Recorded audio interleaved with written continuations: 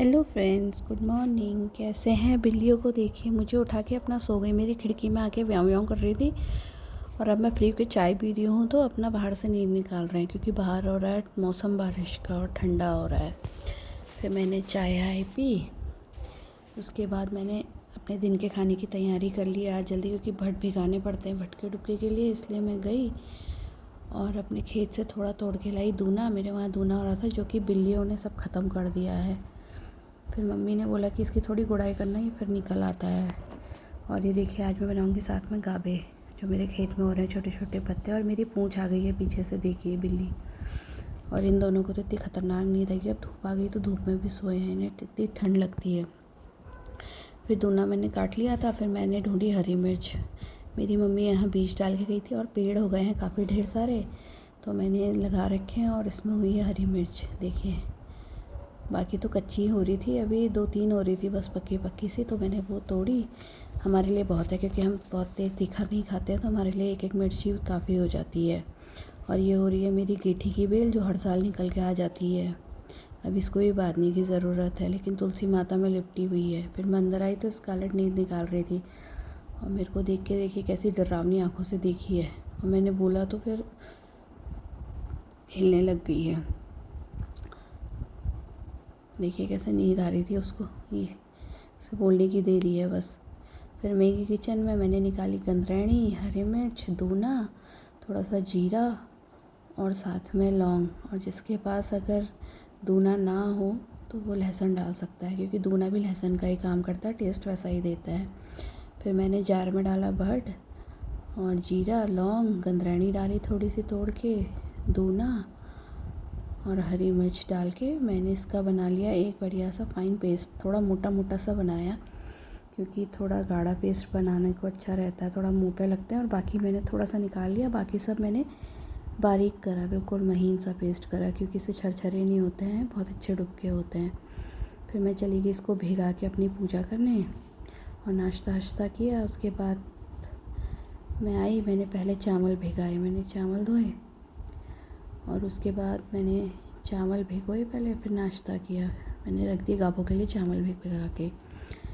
फिर थोड़ी देर बाद आराम करने के बाद मैं चली गई अपने लॉन में, अपने किचन गार्डन में गाबे तोड़ने, क्योंकि यहाँ बहुत छोटे छोटे से अच्छे पत्ते हो रहे थे जो कुकेल नहीं होते। पिछले बार बड़े पत्तों के बना दिए तो गले में सब कुकेली लग गई, बच्चे हल्ला मचाने लग गए। लेकिन छोटे पत्ते हैं, सॉफ्ट है, तो बिल्कुल भी कुकेली नहीं हो रही थी आज मैंने बनाए तो।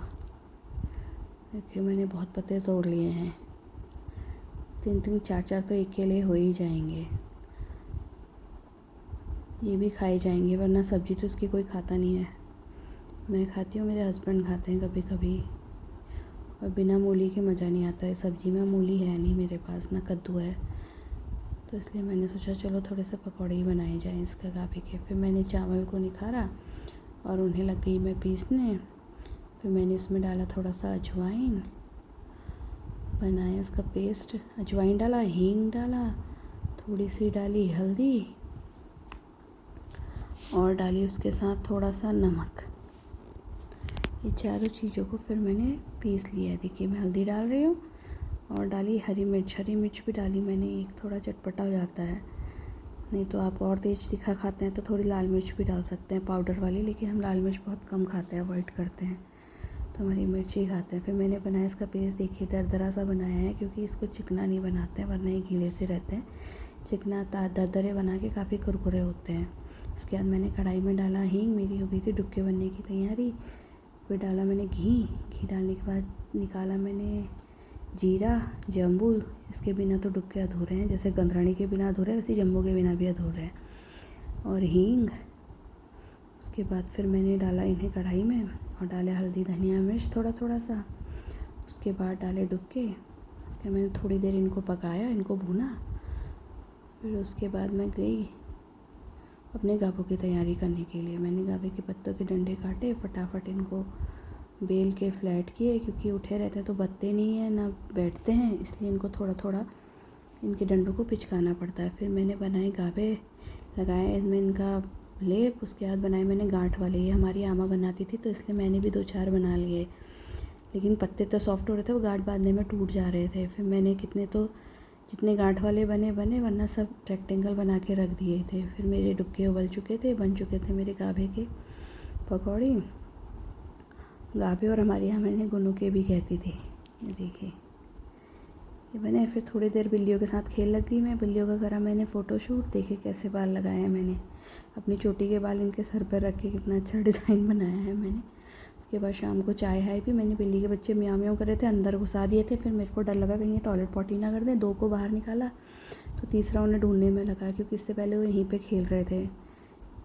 फिर यहाँ से मुझे देखने लग गया वो बिल्लियों की आवाज़ सुन के, क्योंकि वो बाहर से म्याऊं म्याऊं कर रहे थे। फिर वो मंदिर की चौकी के नीचे घुस गया, क्योंकि वो वहाँ भी घूम रहे थे। फिर मैंने तीनों को निकाला बाहर, खाना बनाया और मैं चली गई बुध बाज़ार आम लेने के लिए। सामने देखिए कितना अच्छा मौसम हो रहा है, पहाड़ों पे सब कोहरा लगा हुआ है। और ये हमारे पीछे से सोसाइटी है जहाँ पे फ्लैट्स बने हुए हैं। यहाँ सब लोग फ्लैट में ही रहते हैं। उसके बाद फिर हम गए, सामने देख के कितना सुंदर मौसम हो रहा है, कोहरा लगा है, बादल बिल्कुल पहाड़ों को छू रहे हैं। लोगों ने धान की रोपाई भी कर दी है। और यहाँ पे बहुत अच्छा वुडन पिज़्ज़ा मिलता है। और एक यहाँ पे जाम लगा था और एक बच्चा इतनी तेज़ से अपनी साइकिल का हॉर्न बजा रहा था। मैंने कहा बजा बेटा, क्या पता तेरे हॉर्न से खुल जाए जाम।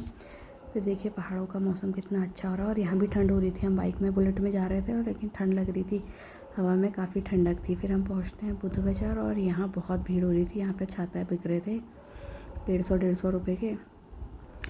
और हम तो लेने गए थे आम, तो मैंने कुछ नहीं देखा, बस मैं क्रॉस करते हुए आगे गई और हमने आम और फल लिए। उसके बाद वापसी में भुट्टा बन रहा था यहाँ पे आग में, तो मैंने अपने हस्बैंड से बोला खा लेते हैं आग का भुना भुट्टा। और मौसम इतना अच्छा हो रहा था, हवा चल रही थी, ठंडी मौसम बिल्कुल बरसने को था।